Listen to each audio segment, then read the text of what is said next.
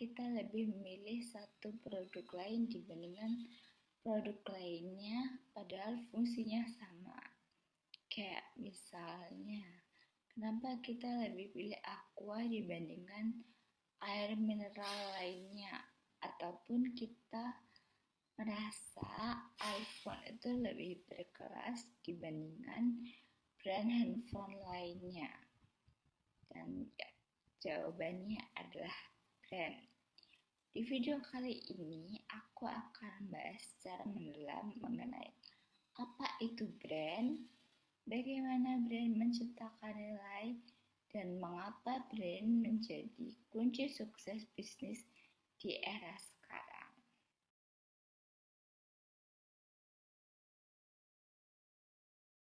Apa sih brand itu?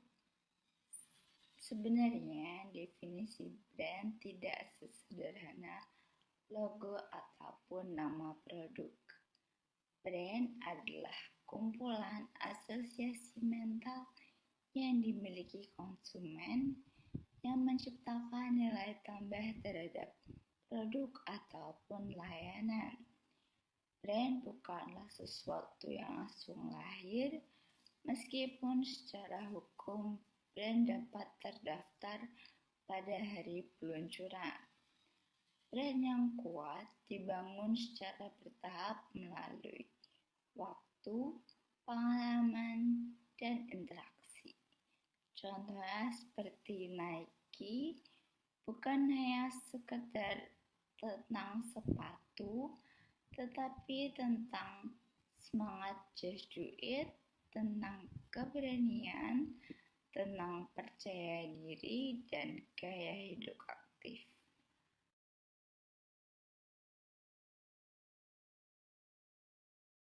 Untuk memahami brand secara menyeluruh, kita bisa menggunakan 3 pendekatan.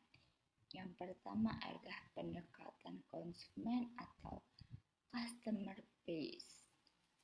Brand yang kuat adalah brand yang hidup dalam benak konsumen.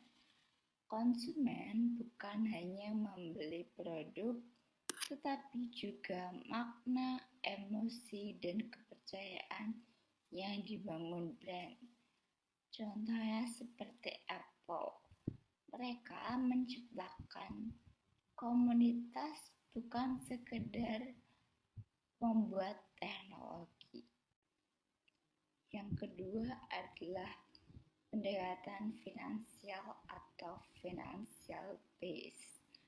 Brand bukan hanya soal emosi, ia juga menghasilkan nilai finansial. Brand yang kuat bisa menetapkan harga premium, mempertahankan pelanggan, dan meningkatkan laba. Contoh, Starbucks bisa menjual kopi 4 kali lebih mahal karena nilai mereknya. Dan yang terakhir adalah pendekatan hukum atau legal base. Secara hukum, brand adalah aset yang bisa dilindungi, seperti nama, logo, slogan, dan desain bisa didaftarkan untuk mencegah penciblakan. Tetapi memiliki hak merek tidak otomatis menciptakan brand yang kuat. Tanpa strategi dan pengalaman konsumen yang baik, brand hanya akan menjadi simbol kosong.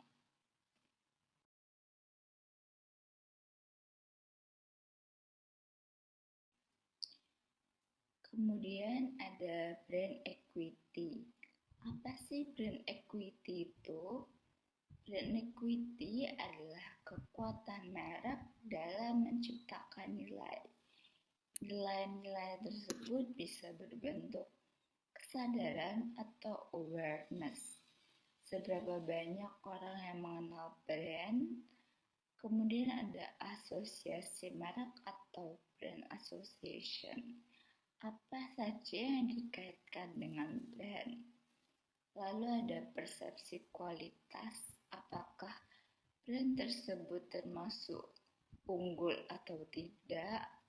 Kemudian ada loyalitas, apakah pelanggan akan tetap memilih brand tersebut meskipun ada pilihan lainnya. Lalu, brand equity adalah aset strategis yang mendorong volume penjualan, meningkatkan margin keuntungan, dan memperkuat posisi kompetitif. Indikator lainnya seperti apakah brand kamu masuk evokasi pelanggan, apakah mereka merekomendasikannya, apakah kamu bisa mempertahankan pelanggan lama. Brand equity juga bisa diukur secara finansial melalui valuasi merek. Contohnya, Google, Apple, dan Amazon memiliki brand value miliaran dolar.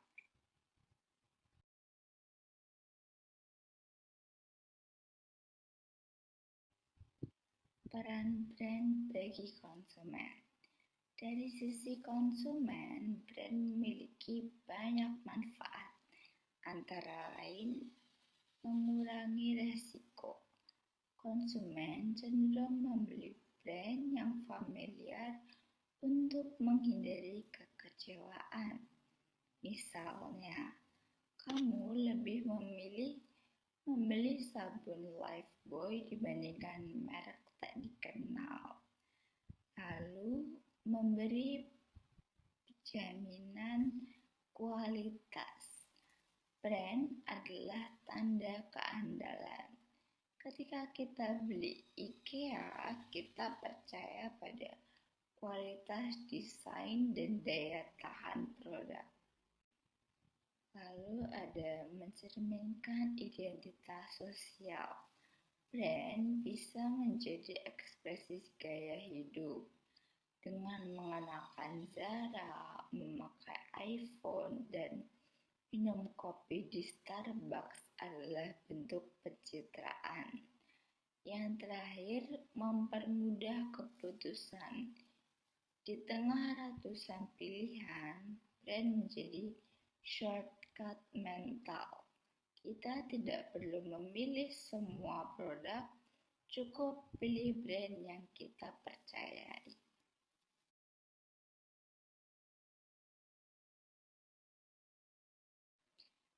Peran brand bagi perusahaan. Bagi perusahaan, brand bukan sekedar pembeda, brand adalah senjata kompetitif. Beberapa manfaat strategis brand bagi perusahaan. Yang pertama adalah memperkuat loyalitas pelanggan. Pelanggan yang puas cenderung tidak pindah ke pesaing. Harga premium. Konsumen bersedia membayar lebih karena percaya pada brand. Contohnya, Apple, The Body Shop, dan lain-lain. Yang ketiga adalah hambatan masuk.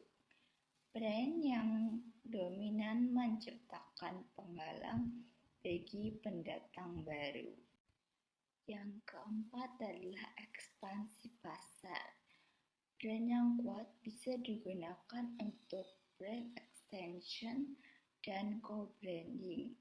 Contoh, Virgin masuk ke industri musik, penerbangan, hingga keuangan.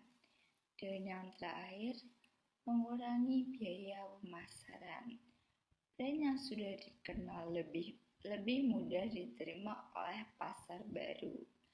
Brand bukan hanya alat pemasaran, ia adalah aset bisnis jangka panjang yang menentukan keberlangsungan hidup perusahaan.